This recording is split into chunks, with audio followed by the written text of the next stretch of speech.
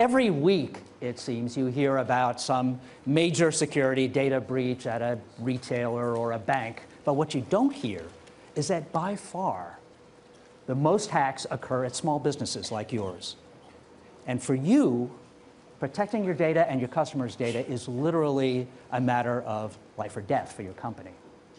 Now, our next speaker is called the White Hat Hacker, because he helps companies identify their security vulnerabilities by hacking them, with their permission, of course.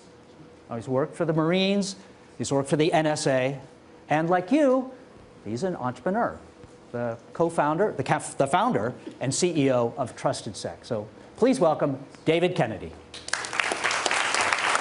Thanks, appreciate it. Thank you very much. Well, hello, everybody. Good morning, and thanks for coming out talking about cybersecurity stuff. You know, it's interesting. When I was in high school, a lot of folks were doing sports and things like that, and I was in the basement taking apart, my Teddy Ruxpin and trying to, not in high school, I guess, but that'd be kind of weird. Taking apart things and figuring out how to program, and I ended up joining the military on the cyber intelligence side, going in and breaking into computer systems for a living. And so I've got to experience a lot of different things, everything from cyber warfare activities that you see in the news happening today, all the way to breaking into some of the most sophisticated security systems. I was actually out back earlier talking about how I just got recently arrested. So I was breaking into a building and thought we had shut down the security system, the silent alarm, and we were breaking in, by the way. They hired us to do this, by the way. So, we triggered a silent alarm and actually got busted by the police. And so, 3 police cars come up, and you don't mess around. You come up with your hands up, and they handcuff you, throwing you in the back, and they validate who you are, and then they let you go after that, which is the great part about doing what I do. It's been an interesting ride and experience. I would have never thought, going through these different areas, all the different things I'd be able to do. And just a little bit of a background on myself. Anybody see the TV show Mr. Robot? Yeah, I've done a few of the skits on there for them, and so great TV series. It's actually technically accurate, which should probably scare you a little bit as far as what's actually possible out there. In season 1, episode 5, Elliot broke into a place called Steel Mountain, which he was trying to social engineer his way in, and he used my tool to spoof a text message to get in and make it look like it was coming from the lady's husband. In season 2, episode 1, Darlene was hacking into Evil Corp and deployed my tool, which is called the Social Engineer Toolkit, to go and actually attack different systems. So it's been fun working and seeing security kind of go in different locations. But Mr. Robot is a very technically accurate TV show, and also totally a mind thriller when it comes to what's happening. But I've got to testify in front of Congress. I'll actually probably never do that again. That was an interesting experience. Working with that type of interesting things, not for me, I guess. But I'm on the news a lot and all those other things, and I run 2 companies that are specifically dedicated to protecting organizations. So we have a 24/7 security operations center of hackers looking for hackers and trying to bust other hackers breaking into computer systems, as well as folks that break into some of the most technologically advanced computer systems out there. I also run a hacker conference. Believe it or not, there's conferences dedicated to hackers. And we all converge, and this one's in Louisville, Kentucky, but there's a big one in Vegas called DEF CON with 20,000 hackers, where we share our exploits and our attacks and how we're getting into computer systems and try to get things to better the world. And so if you look at what we deal with today, I started essentially a company out of my basement, and I grew to well over 200 people doing work globally in the world. And what's interesting to see what's happening out there is that the world is changing so fast. We use technology to start up our businesses, to augment. We go to the cloud to be able to support our business objectives. We use information from the internet. I mean, it's integrated into everything. I mean, we have implantable devices in us now. We have smartphones. We have technology in our watches. I mean, we have augmented reality. All of these things that are coming up. And if you're not keeping up with things, machine learning and artificial intelligence is a whole new industry that's booming out there around being able to calculate things faster, autonomous cars, technology integrated into our cars ourselves. In fact, we do work for some of the largest car manufacturers out there, and our whole purpose is taking cars apart to figure out how we can get them to drive off the road, and obviously fix those. We want to fix those. But if you look at how technology supports everything that we do, it's everywhere. And so with that, in our businesses and what we're dealing with on a regular day-to-day basis, it's important for us to protect. And so let's take a little bit of a look around what's actually occurring out there. If you look at the hacker demographics, there's a number of different hackers out there. You have organized crime, mostly Eastern European, Russian descent from that side. I'm sure everybody's heard of the terms ransomware. I'm sure as of last week or the week before, the whole WannaCry thing where hospitals are being shut down, that was an interesting piece of it. You have that from an organized crime perspective, but you also have countries that are developing sophisticated techniques around breaking into our own countries, grabbing our own intellectual property. We create trillions and trillions of dollars of intellectual property here inside the United States. And if countries can get that and get an edge on us when it comes to what we're building and how we're actually progressing in the market, they can go and do the same thing. We were dealing with what we call an incident response recently, where a nation state was hacking into a company in the manufacturing side and basically stealing all their intellectual property for their next generation products so they can compete in our own market for a cheaper cost. Those are the things that are happening on a day-to-day basis as we go along in what we see. If you look at the news lately, has everybody heard of the term the Equation Group and the shadow brokers?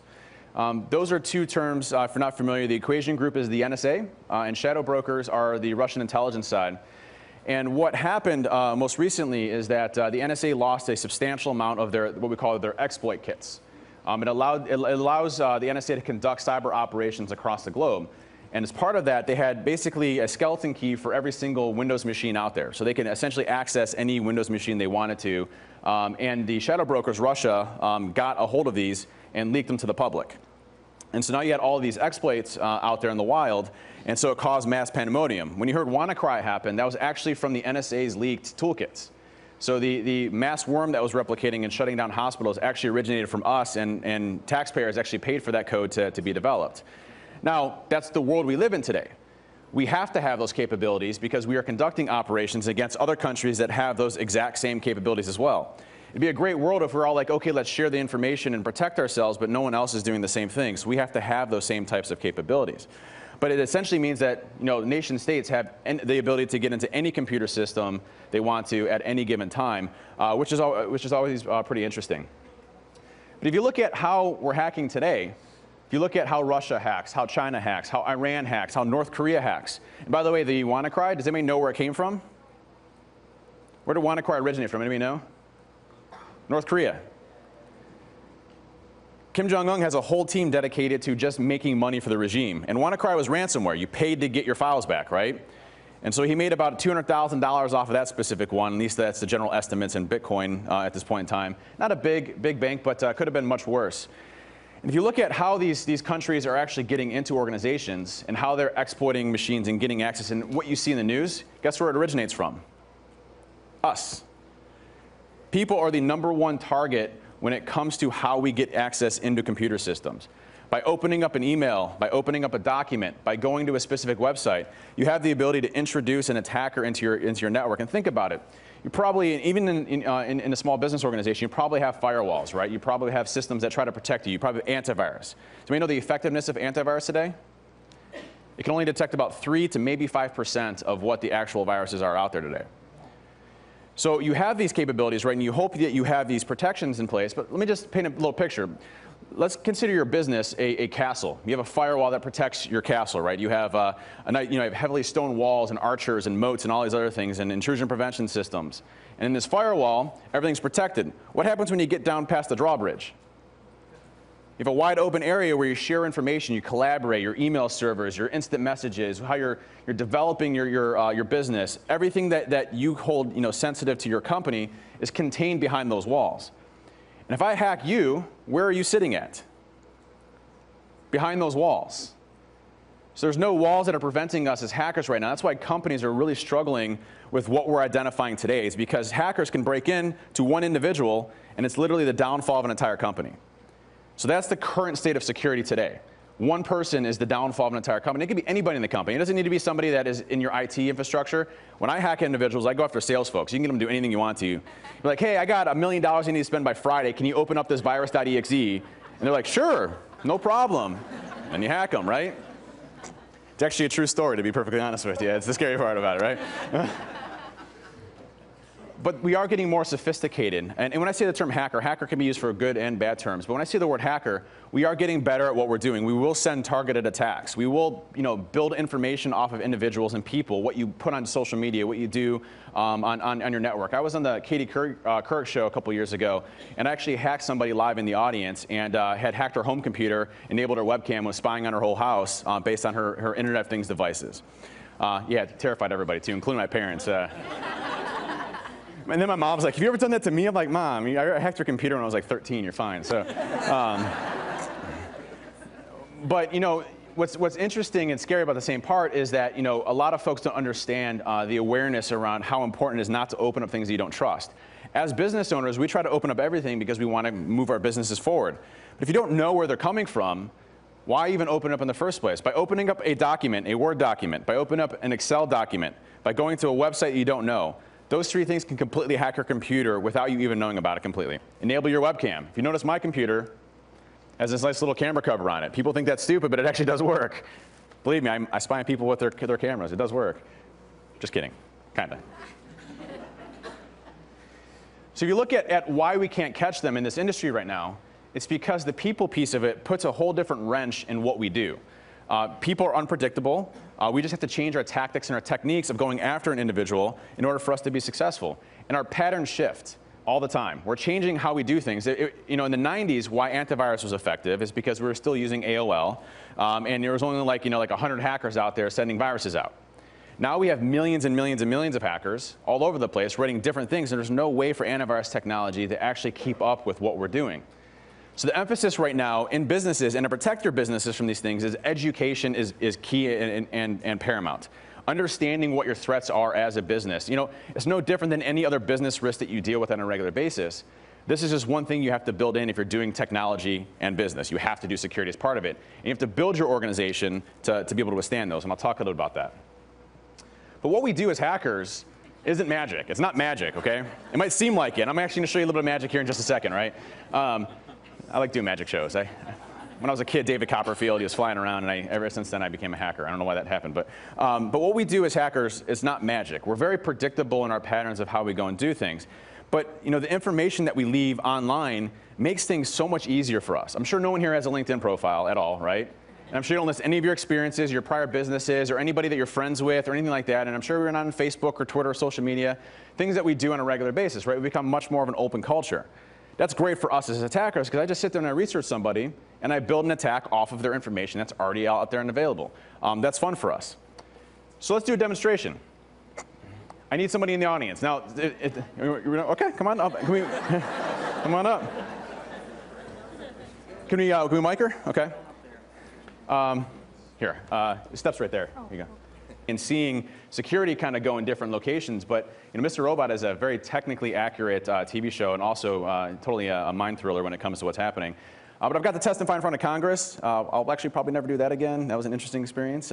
But working with that type of interesting things, not for me, I guess. But I'm on the news a lot and all those other things, and I run two companies that are specifically dedicated to protecting organizations. So we have a 24/7 security operations center of hackers looking for hackers and trying to bust other hackers breaking into computer systems, as well as folks that break into some of the most technologically advanced computer systems out there.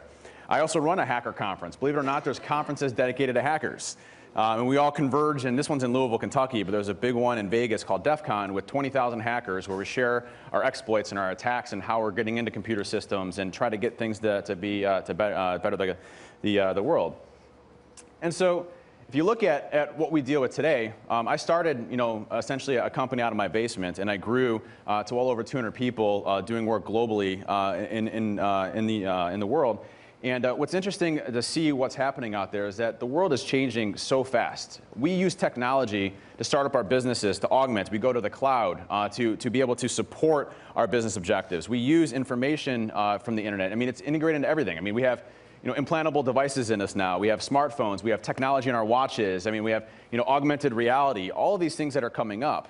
And if you're not keeping up with things, machine learning and artificial intelligence is a whole new industry that's booming out there around being able to calculate things faster, autonomous cars. technology integrated into our cars ourselves. In fact, we do work for some of the largest car manufacturers out there, and our whole purpose is taking cars apart to figure out how we can get them to drive off the road, and obviously fix those. We want to fix those. But if you look at how technology supports everything that we do, it's everywhere. And so with that, in our businesses and what we're dealing with on a regular day-to-day basis, it's important for us to protect. And so let's take a little bit of a look around what's actually occurring out there. If you look at the hacker demographics, there's a number of different hackers out there. You have organized crime, mostly Eastern European, Russian descent from that side. I'm sure everybody's heard of the terms ransomware. I'm sure as of last week or the week before, the whole WannaCry thing where hospitals are being shut down, that was an interesting piece of it. You have that from an organized crime perspective, but you also have countries that are developing sophisticated techniques around breaking into our own countries, grabbing our own intellectual property. We create trillions and trillions of dollars of intellectual property here inside the United States. And if countries can get that and get an edge on us when it comes to what we're building and how we're actually progressing in the market, they can go and do the same thing. We were dealing with what we call an incident response recently, where a nation state was hacking into a company in the manufacturing side and basically stealing all their intellectual property for their next generation products so they can compete in our own market for a cheaper cost. Those are the things that are happening on a day-to-day basis as we go along in what we see. If you look at the news lately, has everybody heard of the term the equation group and the shadow brokers? Those are two terms, if you're not familiar. The equation group is the NSA, and shadow brokers are the Russian intelligence side.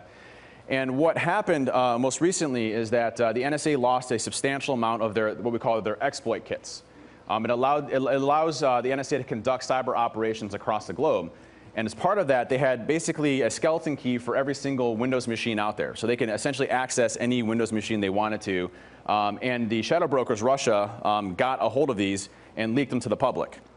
And so now you had all of these exploits out there in the wild, and so it caused mass pandemonium. When you heard WannaCry happen, that was actually from the NSA's leaked toolkits. So the mass worm that was replicating and shutting down hospitals actually originated from us, and taxpayers actually paid for that code to be developed. Now, that's the world we live in today. We have to have those capabilities because we are conducting operations against other countries that have those exact same capabilities as well. It'd be a great world if we're all like, okay, let's share the information and protect ourselves, but no one else is doing the same thing. So we have to have those same types of capabilities. But it essentially means that nation states have the ability to get into any computer system they want to at any given time, which is always pretty interesting. But if you look at how we're hacking today, if you look at how Russia hacks, how China hacks, how Iran hacks, how North Korea hacks. And by the way, the WannaCry, does anybody know where it came from? Where did WannaCry originate from? Anybody know? North Korea.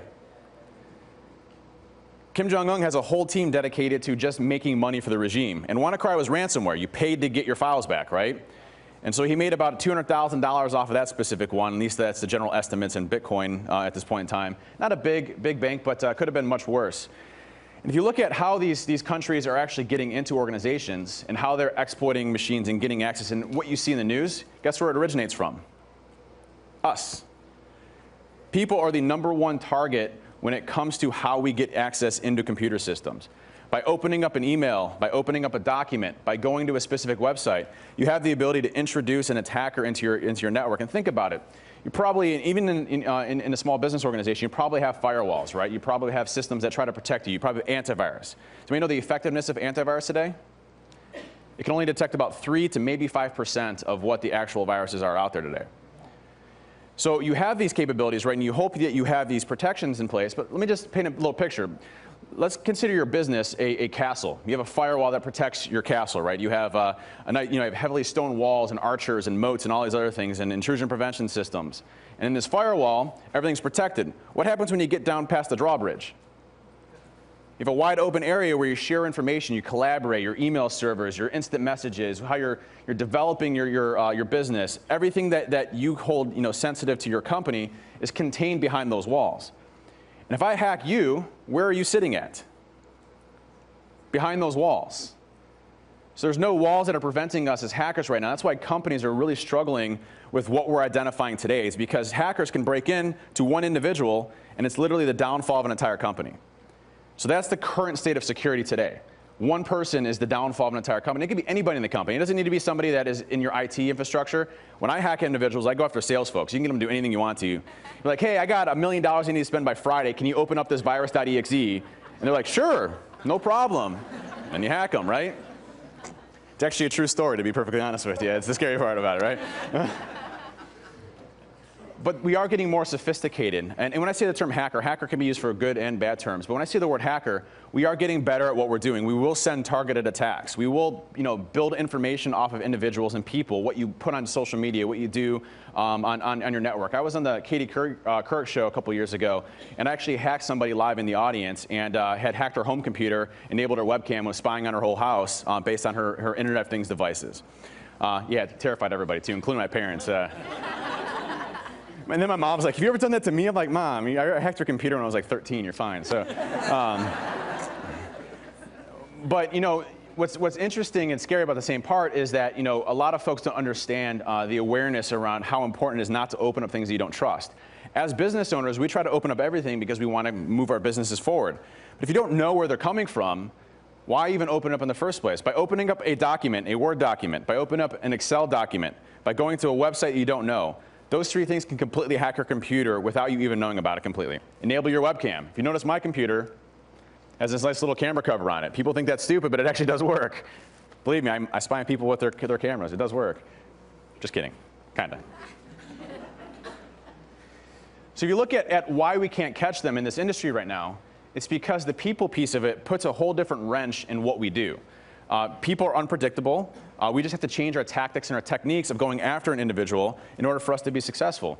And our patterns shift all the time. We're changing how we do things. In the 90s, why antivirus was effective is because we were still using AOL, and there was only like 100 hackers out there sending viruses out. Now we have millions and millions and millions of hackers all over the place writing different things, and there's no way for antivirus technology to actually keep up with what we're doing.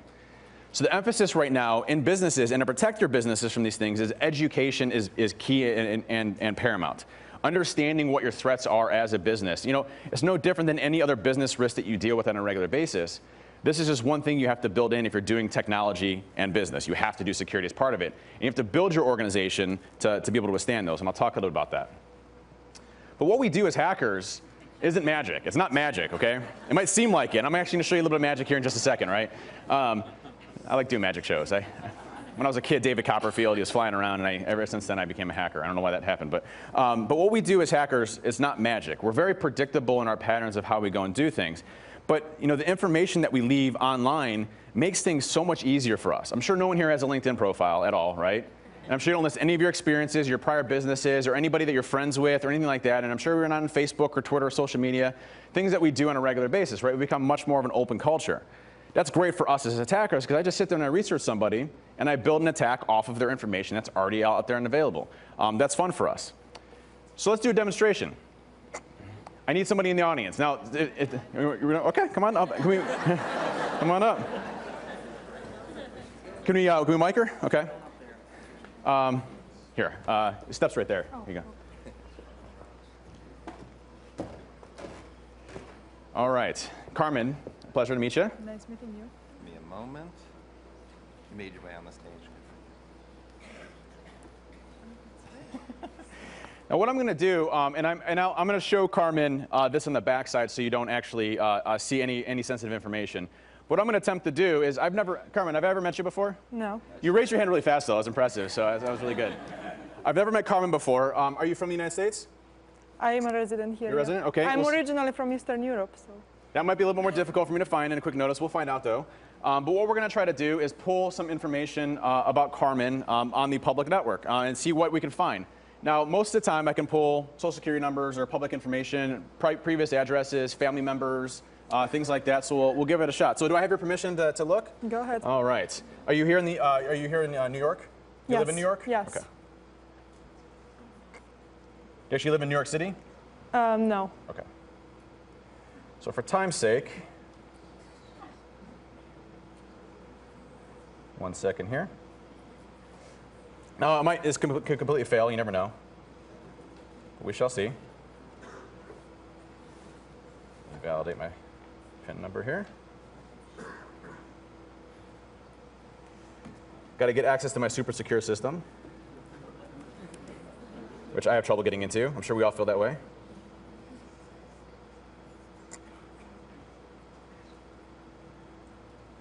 And so, Carmen,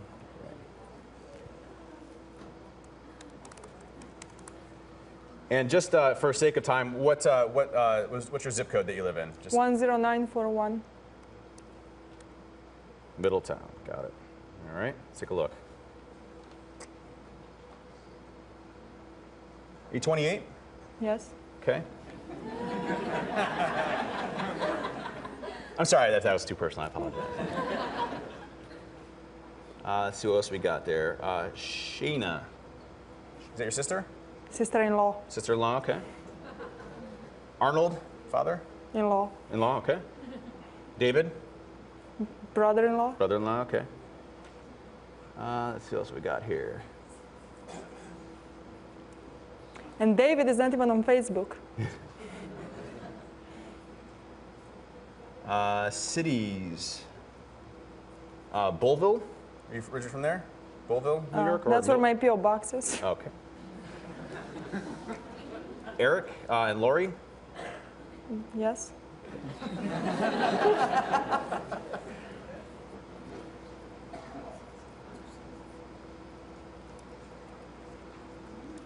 Is that your social security number? Yes. Thank you very much, Carmen. Appreciate it. Thank you. Give a round of applause, everybody. Thank you so much. Thank you. That also wasn't the last four, by the way. That was the full social security number. I'm not gonna half it a little bit there. I'm gonna go all the way. But Carmen, thank you very much. Oh yeah, it's fine. They'll take it off. You can actually. Yeah, here. I'll grab it. Thank you. Thank you very much, Carmen. Oh, sorry, your hair's cut there. Oh. All right, there you go. Thank you so much. Again, let's give a round of applause for Carmen for coming up here. And by the way, that information has been scrubbed. It's not going to be used in any way, shape, or form. And I can get that to anybody here in the audience, so it's not a big deal. But and your companies, for that matter. So So breaking into stuff is easy, right? Because there's so much information out there for us. It's possible for us to essentially do anything. Physical security, by far, is the easiest for us. We just impersonate anybody we want to. What's best is if you dress in a suit, put on your phone, and you act like you're busy. Walk into any building you want to, including some of the most secure places. I won't even talk about that one, actually. So some fun tricks.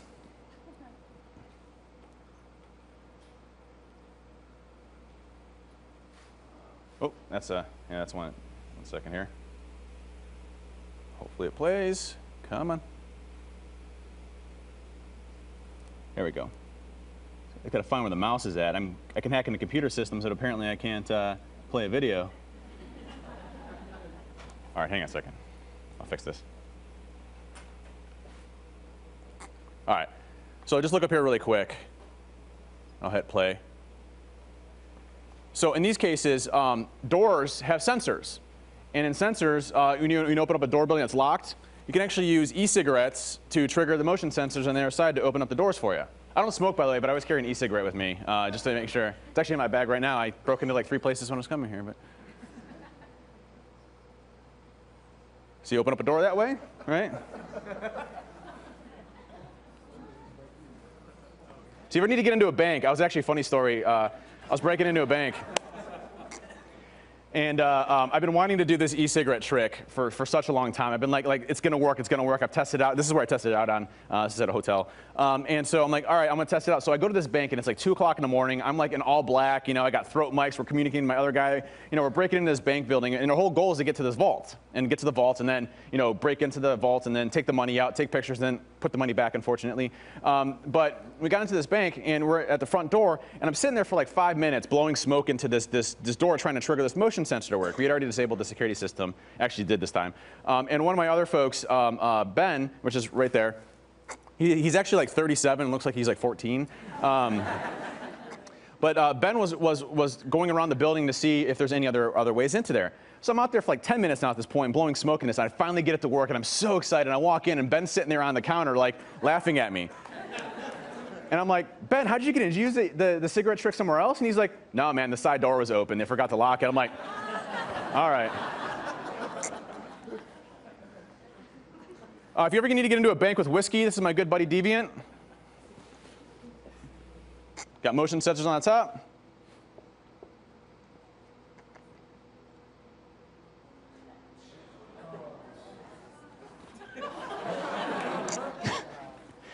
Or you can just dress up in suits and pretend that it's someone's birthday.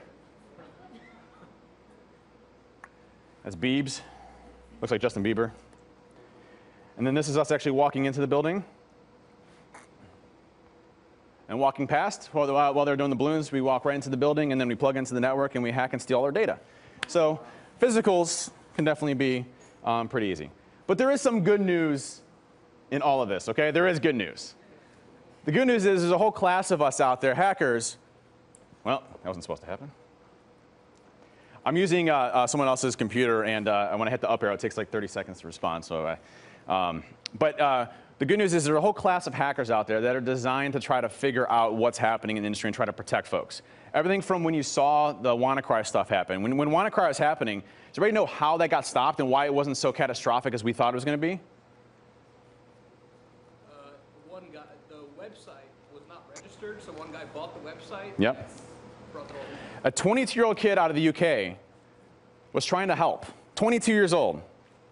Was trying to help, and he was taking a look at the malware and saw that when it was launching, it was going out to a website that wasn't registered. And it was an accident. He registered the domain name trying to figure out the website to see how many people were getting infected by WannaCry. And what the hackers had actually done is built in protection mechanisms against security defenses. And it said, if this website is up, shut yourself down because we think we're inside of what's called a sandbox, something that is looking for us to see if we're bad or not.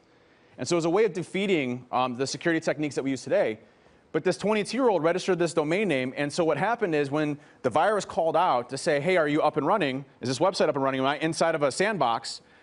It's like, yep, the website's up and running. It actually stopped catastrophic loss across the world, and literally here in the United States. He found it just before we went into work here in the United States.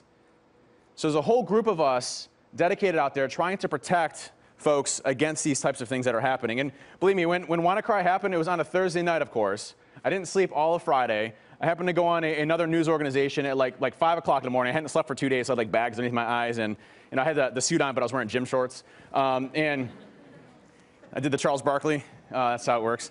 But those types of things are things that we're trying to defend against. There's a whole group of us out there for it. Here's something that I did on over 20,000 hackers in one Here's something I did on DEF CON's the perfect venue for them to prepare for an upcoming bank hack in Beirut, Lebanon. This is my good friend Jason. I mean, what's up? I thought you could break into anywhere. You couldn't even get in our hotel door. Screw you, man. Screw you. The beauty of this community is that I don't know all this in this one field, but I've got a friend who does. So what do you need? What do you want? Yeah, so we're doing a bank job, and we're going all the way. So we're going to do the full penetration testing, everything, and full social engineering. Well, good news is I have an unpublished version of the social engineering toolkit where I just rewrote all the PowerShell injection techniques.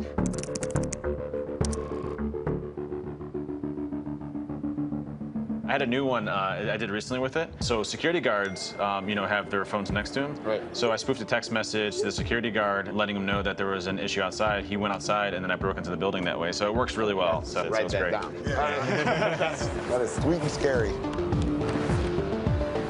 What's up, dude? Dudes! Of all the hackers here, few know tech better than Darren Kitchen. We know you have some new stuff that's coming out. He's patented one of the most potent devices now in use, and brought several that aren't even on the market yet. So if you need to do any wireless on this engagement, this guy, Pineapple. So it's on right now. My phone's connected to it. Check this out. So someone's already Turn off your Wi-Fi. Everybody turn off everything I now. won't do anything to you guys. But yeah, check this out. So we've got basically everyone in the vicinity. Oh my gosh. Right? So basically, man, this is a malicious access point. Think about it from this factor. People go to Starbucks all the time. They go to hotels. Right. When they join those networks, your computer records those settings. So next time you power your computer on, it's like, hey, is Starbucks here? Hey, is this hotel here? And that intercepts that and says, yep, I'm Starbucks. Connect to me. So if I was a bad guy, I could actually manipulate the websites they go to. Yeah. Now you're the man in the middle. So I could create a fake web page that looks like Facebook, or it'll look like the homepage for Google or Gmail. It'll look like the homepage for several banks, and make you put in your user ID and password there, and you think you're going to the legitimate site. Yeah. But they don't even realize it. So we're definitely going to use that. Yeah. So you guys going to get physical access to any of these machines? Even if you only have a few seconds, I brought you some ducky payload. So what's nice about this one specifically is if you actually watch the whole show, we basically armed Jason with enough stuff, and Khalil, good buddies of mine, and they went to Lebanon, which is where Khalil's from, and they broke into a bank. And it was, you know, it's a great show if you didn't have a chance to see it, but they've literally broken into this bank where, like, you know, taking people from their computers, like the tellers, and saying, excuse me, I'm just here, I got to update your software, and this basically plugs in a USB device that hacks their computer from someone just off of the streets, and got into their financial systems and were able to take control of those full things. So obviously, there's a group of us trying to figure out how to best secure and explain vulnerabilities to companies and provide more awareness, because it usually is the humans that become our weakest link for it. And so when you look at technology and what we're dealing with, businesses, if you're conducting any type of business online with technology, security has to be part of that plan. It has to be designed in a way that allows your business to be essentially compartmentalized in different areas, so that if one of your areas of exposure gets compromised, it doesn't impact the rest of your business. And so if you look at building that, it's what we call in the security industry the defense in depth strategy, something that focuses on multiple layers of security to try to protect yourselves from when these types of things happen. And it's not something that's fear, uncertainty, and doubt. These things are legitimately happening all over the place. I came from the intelligence community. I can tell you that when it comes to what we're facing as a nation, we are in direct peer competitors with a number of different countries, including Russia, including China, including North Korea. North Korea to a lesser extent, they're not as good as us. Iran as well. And we have a number of adversaries that are actively looking at stealing intellectual property. They're actively looking at getting into our water treatment facilities. And by the way, everybody always makes the argument, well, why haven't we seen a catastrophic loss in certain locations before? And it's because we all hack each other, and we all don't want to turn each other's systems off. So we hack Russia's water treatment facilities, their electric grid. They hack our water treatment facilities and their electric grid. And we all know we have access to each other. And we're like, well, we don't want to shut each other off because it impacts both of us. So it's kind of an arms race at this point on when the next thing happens around the types of capabilities that we're seeing out there. And so hopefully, you know, it goes to a peaceful type of thing. But we're all hacking each other right now when it comes to it. So that's the interesting part. And if you're doing business, must focus on security as a day-to-day thing. And, you know, as an industry, we're growing. You know, I mentioned that hacker conference in Black Hat and DEF CON in Vegas. That's been going on. And when I started in the industry in 2003, I was working for the military, and there was maybe 100 of us at this convention in Vegas. You know, it was a small group of hackers, a bunch of computer nerds. Literally, we looked like we're in our mom's basements. You know, and 100 of us at this pool at a place called Alexis Park. And now it's taken over Caesars, where we can't even fit any more people into the place because it's grown so big as an industry. So we have 20,000 plus hackers converging on Vegas once a year to share how we're collectively trying to face what we're dealing with out there today. And there's also conferences literally happening every single day. I was at a security conference yesterday. I was working with some of the largest businesses here in New York City, helping them defend themselves against what's happening out there. We have a practice called hunt teaming going on and looking for hackers in your environments. And so those are the things that we're doing as an industry to try to get better, and people in this industry are really focusing hard on it. But it requires help. We need more folks. You know, it's a great field. It's a growing field. It's something that, you know, I started my business 5 years ago, and I have well over 200 employees across the nation. And I get to work with some of the largest companies you can possibly imagine because we're in so demand. And that's one of the cool things about what we're dealing with, is that it's not going to stop anytime soon, and technology is going to get better. We have to do something about it to protect our future. I want to thank you very much for having me. Hopefully I didn't scare you all too much. I usually do that. My wife tells me that all the time, so I have to try to tone that back a little bit. If you want the slides, you can always go to binaryDefense.com/iconic and download the slides. But I want to thank everybody here, and I want to thank CNBC and everybody else for having me here. It's wonderful.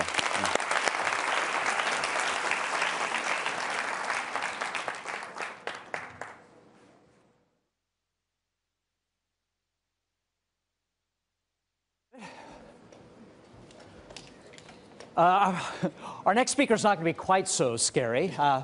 It's somebody you do know. It's Arianna Huffington, who will be interviewed by Andrew Ross Sorkin. So let's see what Arianna has to say.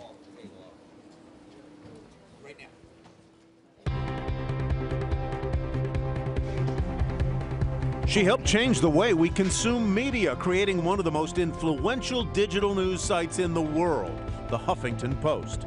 Now she wants to change the way we live. We are all addicted to technology. That's why we have rituals to stop us from being on all the time. Her latest venture is Thrive Global, a health and wellness hub that's part media platform, part e-commerce, part tech. designed to improve decision-making, creativity, and productivity, and to end what Huffington calls the pandemic of stress and burnout. Boom. In her spare time, she's also on the board of Uber, on the board of trustees of the X Prize Foundation, and she's the author of several acclaimed books. Ladies and gentlemen, please welcome Arianna Huffington, founder and CEO of Thrive Global.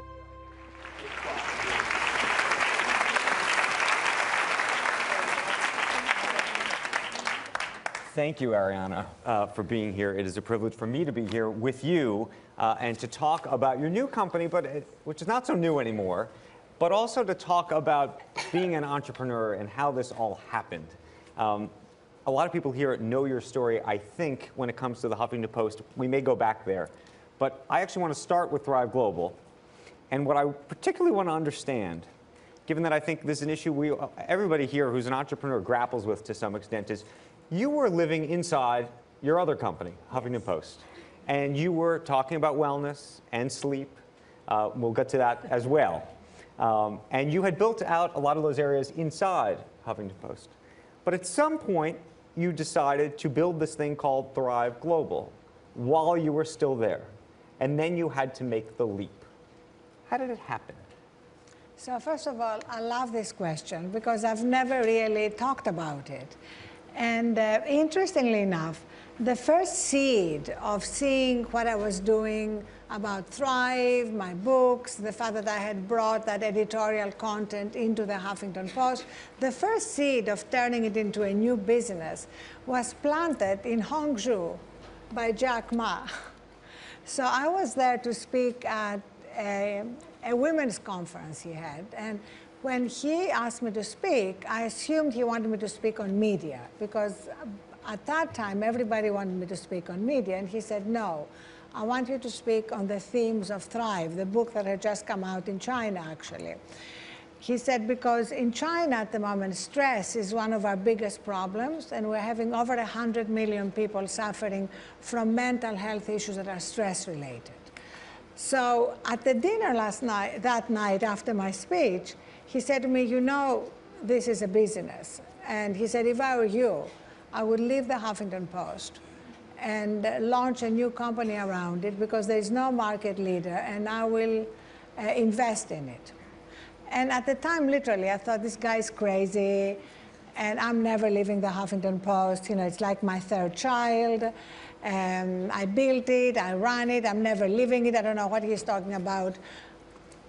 Politely, though, I said, thank you so much. You know, I have no plans to leave the Huffington Post. Then, fast forward to my getting more and more engaged in these issues, speaking around the world about these issues, and realizing that I wanted to do something more than speak and write about them. I wanted to help people implement the changes in their lives. So when the time came to re-up for another 4 years at AOL, which owned the Huffington Post, which by then was owned by Verizon, I said that in order for me to re-up, I need a carve-out to launch Thrive with what they gave me 20% of my time. They were not happy with it, but it was the only way for me to stay on. And then I started raising my Series A. Hold on. Let's go back. Okay. How complicated a conversation was it to say, by the way, I'm happy to re-up, but I've been working semi-secretly on the side over here, because a lot of people are semi-secretly working on something on the side that they want to pursue at some point. And you have to tell, effectively in this case, your boss, even though your name's on the door, that you're doing this. Right. So, so first of all, it wasn't a secret at all, because as you know, I had these books out. I was speaking everywhere. I had launched dedicated sections in the Huffington Post on sleep, on unplugging and recharging, on our relationship with technology, all the themes of Thrive. I think what was different is that I also wanted to build a business around them. And it was a tough conversation. And it was really a question of an absolute certainty on my part that I had to do it. And I felt that I could do both, basically, at the time. But as soon as I started raising money and creating the roadmap for the company, I realized that I couldn't really do both. And that became very tough for me. because I literally had to close my eyes and jump, which is what Sheryl Sandberg, who is one of the few people I had consulted, she said to me, listen, close your eyes, jump, and you'll never look back. So let's talk about that, which is risk. Yes. The risk of starting a new company, the risk of being an entrepreneur at different stages in your life, in the life cycle. Sometimes people say it's very easy to take a risk when you're young.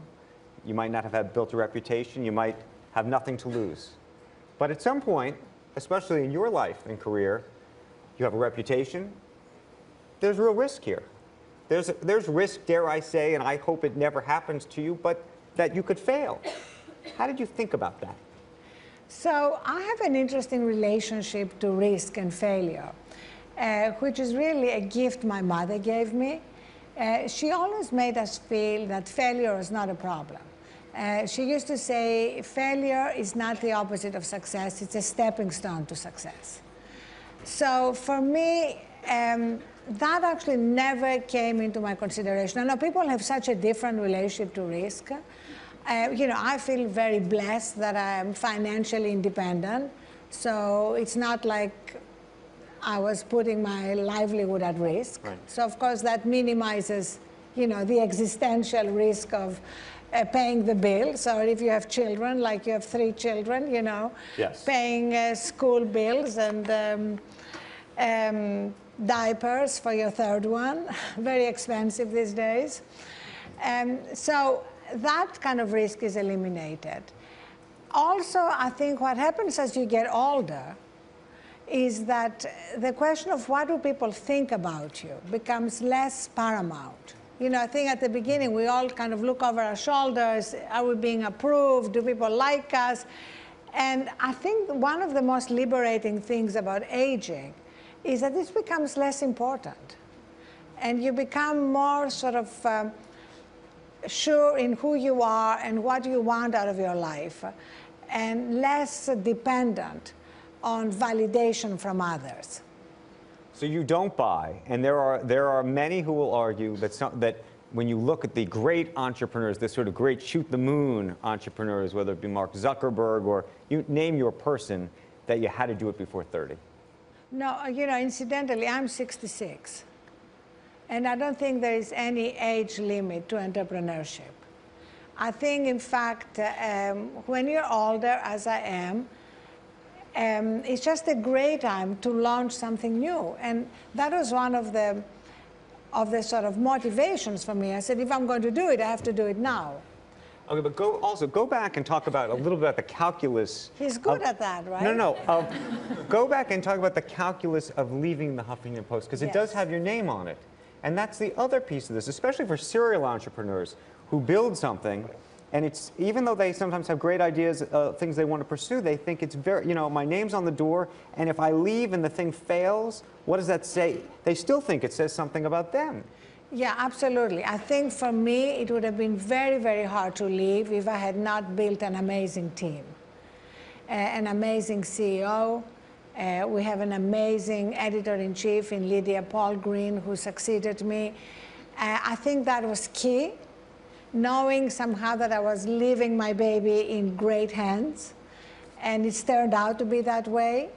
And I really believe that, after all, part of leadership is building great teams, and that's becoming increasingly important. And I had spent a lot of time doing that. I had learned from my mistakes along the way. Okay, so biggest mistake in terms of choosing people, because that is, I think, one of the great challenges that everybody faces. How do you choose the right people? So I have this one rule, which I learned the hard way, which is no brilliant jerks allowed. No brilliant jerks allowed? Yes. What about dumb jerks? No dumb jerks either, but that's easy. The no dumb jerks rule is easy. We all have it.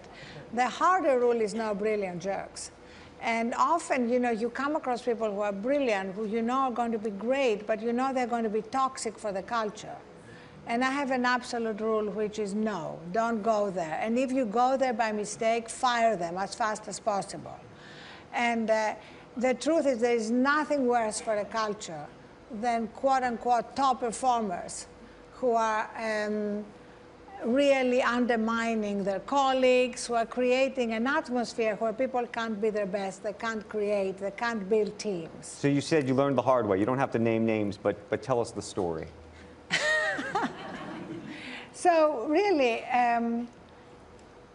there was a moment when I realized that someone who was really good at their job was incredibly toxic, where I had people coming up to me complaining about how undermined they were. And it was a very hard decision because he was very good. So, or but she was very good. How do you I'm not giving a pronoun. How do you identify that in advance? Meaning there's some people who are great at, they're great at the interview. They're great at, I've done it. I've made the mistake many a times. You have the job interview, they seem like the perfect person. And oftentimes you know pretty soon whether you made the mistake. Yes. The mistake is usually relatively obvious. But in this case, was that obvious? Well, I'll tell you how you identified earlier. What I do now during interviews, I say, listen, I want to tell you there is something that I'm completely allergic to. I said, nobody likes it, but I'm completely allergic to it, and this is passive-aggressive people.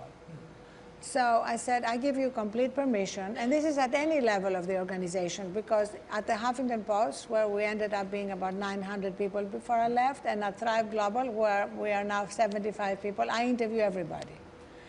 So this is a speech I give to everybody, which is, I give you full permission to walk into my office and scream at me if you're unhappy, if I did something you don't like.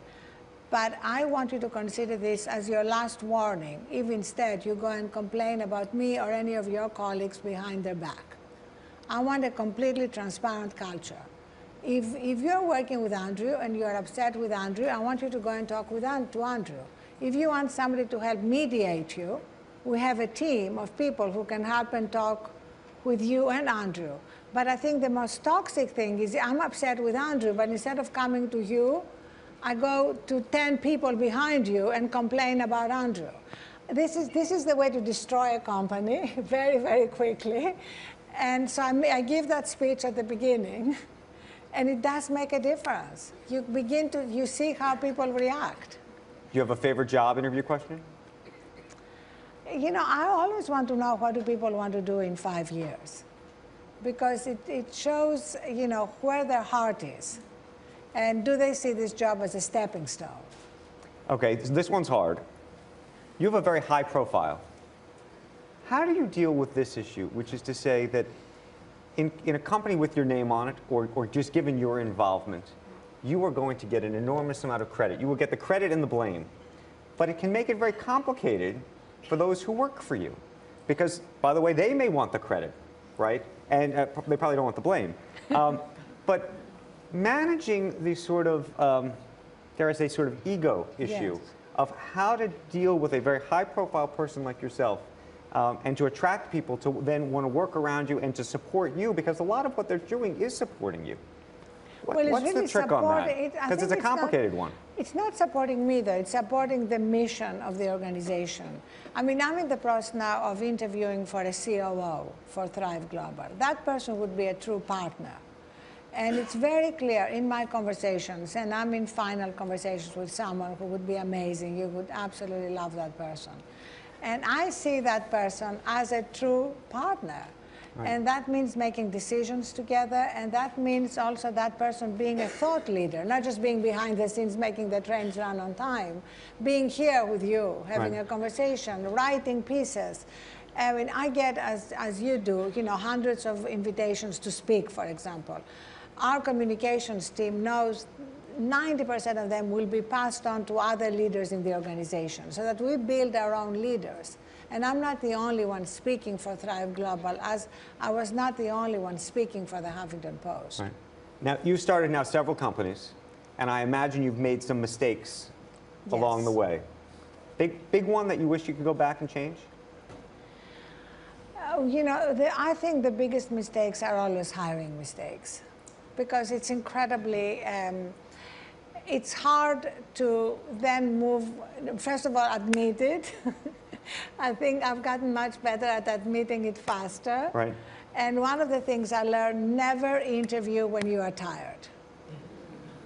I think my biggest hiring mistakes were when I was interviewing when I was starting. And frankly, I just wanted to cross one more thing off my to-do list. Right. And I ignored the red flags, and I just wanted to say, okay, this is done, this position is filled.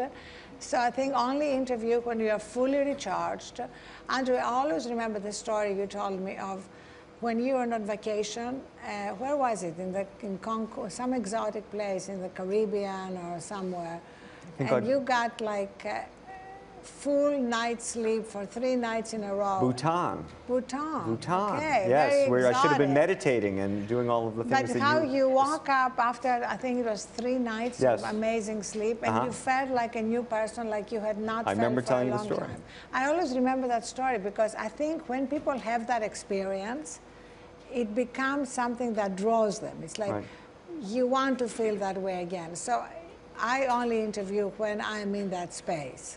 Okay, so let's go to culture, because one of the things that you've tried to do is not just transform the culture of your own company, but transform the culture of everybody's company and, frankly, the country. And part of that is sleep, and part of that is meditation. Yes.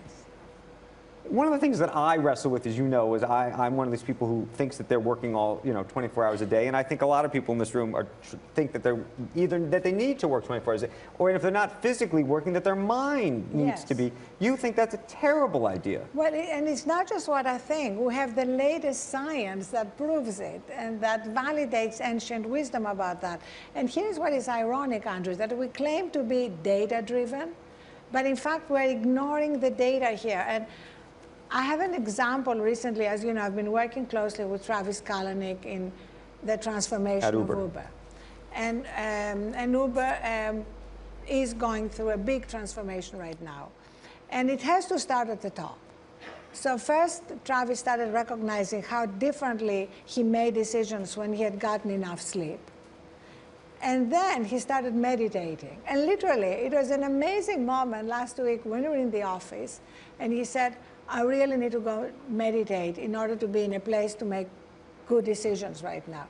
And he literally went into a lactation room that happened to be open because they don't have meditation rooms yet. This is part of the change coming, and I believe every company soon is going to have a meditation/nap room.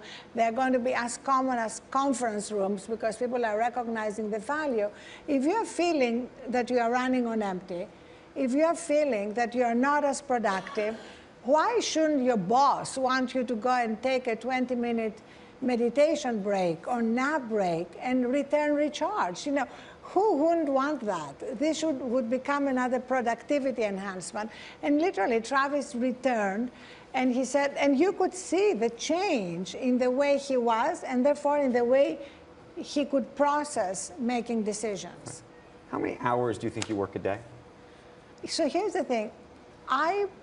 I really don't separate my work and my life. I actually happen to love my work.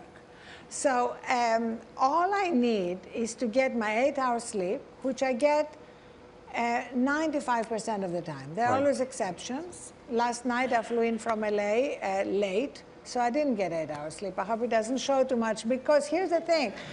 I think the great thing is that if you normally get all the sleep you need, it's okay, you have reserves. So it's not as critical. It's really when you are perpetually not getting the sleep you need that it becomes problematic, as we're seeing in the White House. I mean, look, Andrew, we are... It always gets political with Arianna. No, but isn't it interesting how, I mean, when I started saying that Donald Trump is a classic case of sleep deprivation, you know, the tweets in the middle of the night, etc. Now you have front page stories in multiple newspapers with sleep experts discussing that, which is really an amazing teachable moment. So maybe that's going to be his greatest contribution to humanity. Serious question. If you could take a nap... I think that was very serious. No. And you'll know the science on this. I don't know the answer. If you could take a nap, meditate, or go to the gym, which would be better for you? 1,000% meditate if you are a meditator. A lot of people are not meditators, so it's harder for them to move into a meditation space. Nap, if you're not a meditator, and the gym is third. Gym is always, oh, that makes me feel better. Yeah, the gym is always third. The gym is also third, even if your goal is to lose weight. Just read the data. If you wake up earlier than your body is ready to wake up to go to the gym, your body all day is going to crave sugars and carbs in order to balance your sleep deprivation deficit. And again, it's scientific. And therefore, you're better off getting more sleep and skipping the gym, which will make it easier for you to stay away from carbs and sugar. You don't have to worry. So here, I was eating the donuts out there. Here's, and they're good, by the way. The muffins I thought were better. When you think about your business now and what you're doing, there's sort of two things going on in parallel, and I think you would say they're completely intertwined. One is building the business itself. The other is evangelizing, if you will, this new sort of culture and world and lifestyle that we should all be living. In terms of measuring success 5 years from now, if we were sitting here, how would you measure it? Would it be about the P&L of the company? Would it be about if everybody here has changed their own behavior, but maybe they're not necessarily buying the products from Thrive Global, but either buying them elsewhere or doing things on their own? How do you think about that? So I do see them as really interconnected. And obviously, the mission of the company is a culture shift. And it's not a culture shift that we are creating. It's a culture shift we are accelerating, because the culture shift is already happening. Our goal is to help accelerate it in two ways. One is through our media platform, which is basically like the Huffington Post, except only on one topic. Right. Bringing together the latest science on how to avoid stress and burnout and the connection between recharging and productivity. Do you feel like you're competing against the Huffington Post on that? No. No? No. The Huffington Post is an amazing site that covers the world, that covers the commie investigations. But they do a lot of wellness. That's why I asked. Yes, but there are hundreds. The Wall Street Journal does a lot of wellness. CNBC does a lot of wellness. That is really what is fantastic now, that everybody's covering these topics. We are covering them relentlessly from every angle and globally. So we are the hub for all the latest science and for new role models. I was telling you backstage that our pieces on new role models, which is successful people who are doing success differently. Jeff Bezos writing, "Why my getting 8 hours sleep is good for Amazon shareholders," went crazy viral because people were stunned to hear it. I talked to you about Barry Summers. Right. Works at JP Morgan. Who works at JP Morgan, the CEO of Private Wealth. He meditates twice a day.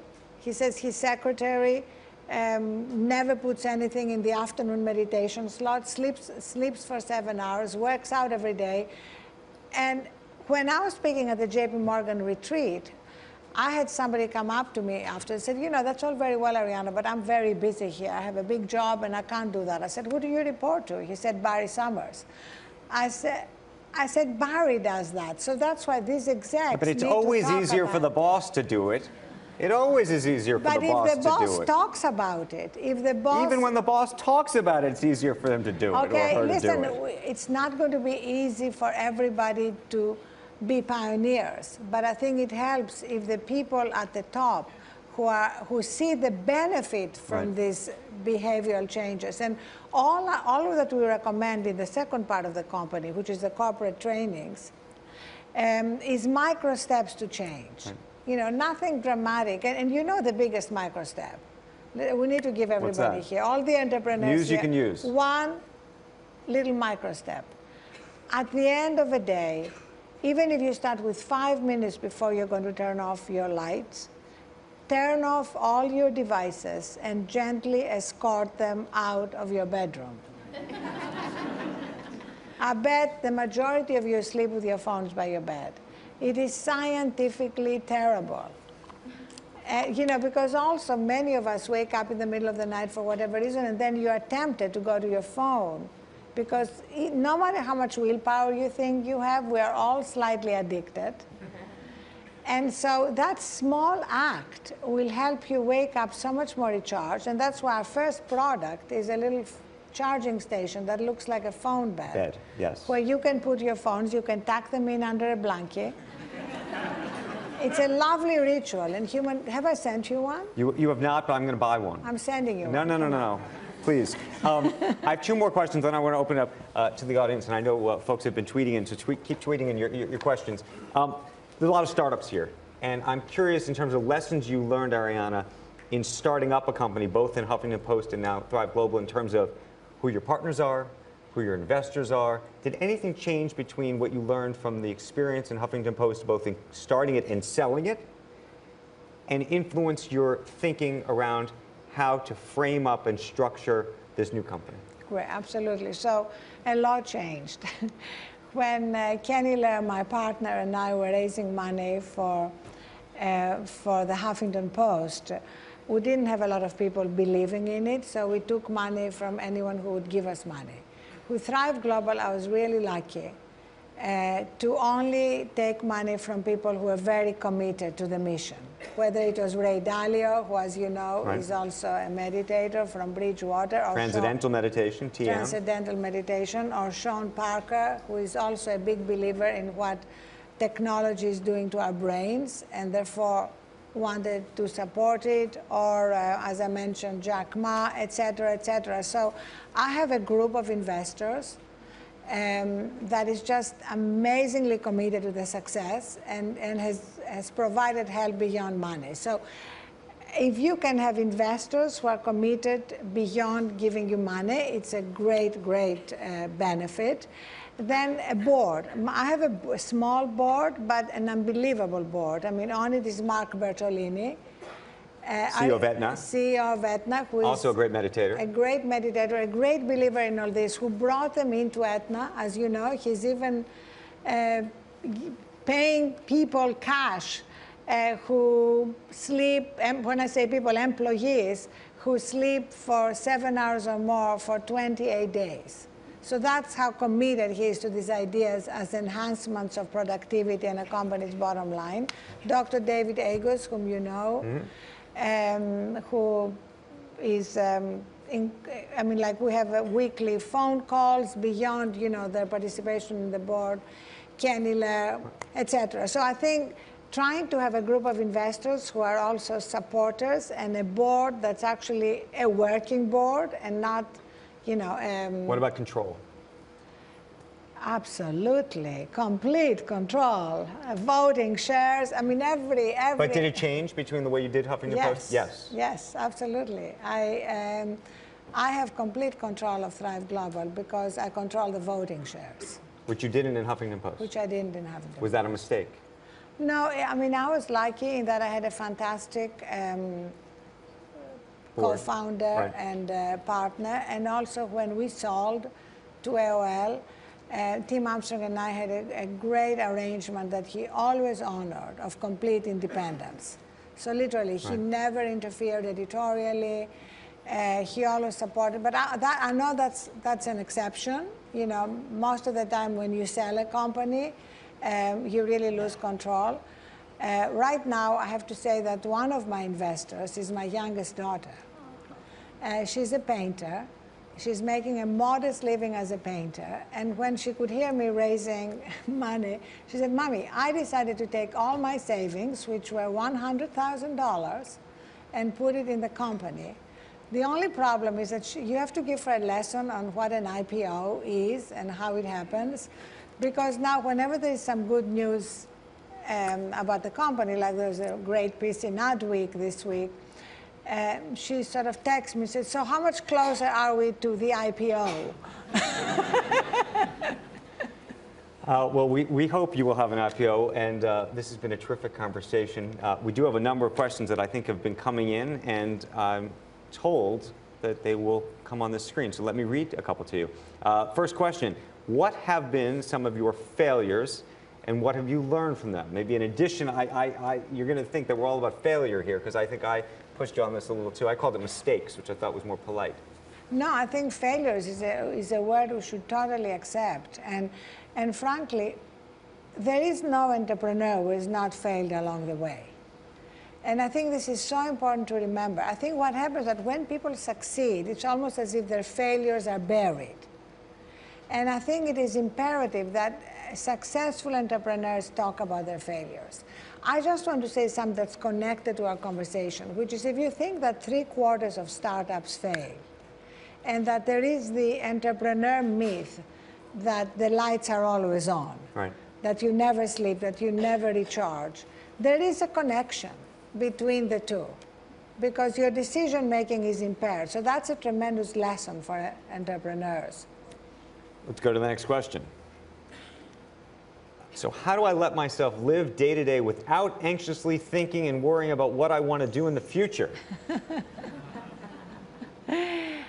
I think for me, the biggest lesson here is gratitude. It's like every day we can focus on the things that are working in our lives or the things that are not working. We all have a mixture of both, right? So the more I focus on gratitude, the more I love what I'm doing, the less anxious I become about how quickly I'm going to get to where I'm going. Do you have a trick to remind yourself to have the gratitude? Because I know that I should, but then sometimes in the moment I frankly forget that I should, and if I had reminded myself, maybe I'd be in a better place. Yes, I love doing at night, 3 things I'm grateful for, and in the morning, 3 things I'm grateful for about this day. You were on the list, Andrew Ross Sorkin. Oh, God bless you. And you'll be on my list tonight. Is there a difference between venting and passive-aggressive behavior? If so, how do you distinguish the difference? There is a difference. You can vent in front of the person you're upset with, and that's fine. I really have unlimited tolerance for people being upset with me. My complete zero tolerance is for people who express upset behind somebody's back. You see the distinction? Mm-hmm. People can get upset. There are misunderstandings. Relationships are complicated, whether they are personal or professional. It would be like with your wife, even in the best of marriages. There are things that go wrong. If you don't surface them quickly and deal with them, they fester and they affect the relationship. Okay, let's get to the next. How do you recommend getting into meditation? And I will say on behalf of Jeffrey Bourne that I suffered this problem for a very long time because it takes a lot of time. You sit there, you're thinking, you're supposed to be saying your mantra, this word over and over again, and then these thoughts are coming through your head, but you're supposed to let them go out the other side. But half the time it doesn't work. Okay, so 2 very, very simple ways. And you can choose. One is to think of it as focusing simply on your breath. You don't need a mantra to start meditating. You can just focus on consciously inhaling and exhaling, like inhaling to the tune of 4, 1, 2, 3, 4, exhaling 5, so you have a longer exhale. Just doing that and start with 5 minutes. The most important thing is to start. If you don't want to start by yourself and your own breath, start with a guided meditation. Headspace is great. Both Andrew and I have practiced it, and it works amazingly. So then you can start with a guided meditation, and as you graduate, Headspace can get you into a meditation, and you're that's silent after a while, Do you think that people have to know that it's an investment in time and energy? Because in the beginning, it doesn't often feel like it's working. And I think a lot of people who haven't done meditation think that there's like a magic thing to it, like you're going to do it and something's going to happen, like you're going to feel it. Right. And at least for me, it took a very long time to get to that place. Absolutely. If you think of it as an investment, and if you don't judge yourself, I think the reason it took Andrew so long is because he's a perfectionist. And he had, I'm not talking behind his back, I'm just referring to him in the third person. And he therefore thought that it had to be a certain way, right? And if you just remove expectations and judgments and just literally say, I'm going to invest 5 minutes or 10 minutes to just sit here or lie in my bed and focus on my breathing. or listen to Headspace, or go to Alexa if you have Alexa and have them play you the Thrive skill. We have a great sleep meditation on Alexa. I didn't know that. We'll have to Called do the Thrive skill. So whatever, you know, there are many ways. The only thing you should never do is play any meditations on your phone. So Headspace should not be on your phone because you're going to be tempted at some point to go to text. I give people as gifts iPods with all my favorite meditations, with anything that... Old school iPods. Yeah. Very good idea. We have one final question for you. When successful, how do you not get comfortable and lazy? So what is it that drives you? What is this about? So I've never had that problem because because I love what I'm doing. I love affecting change. I love seeing things transforming, whether it's our culture, whether it's Uber, whether it's the Huffington Post, whether it's my new company. I just love this process of transformation, both at the individual level and the company level. So comfortable and lazy have not been a problem. The one and only Arianna Huffington, everybody. Hey there, thanks for checking out CNBC on YouTube. Be sure to subscribe to stay up to date on all of the day's biggest stories. You can also click on any of the videos around me to watch the latest from CNBC. Thanks for watching.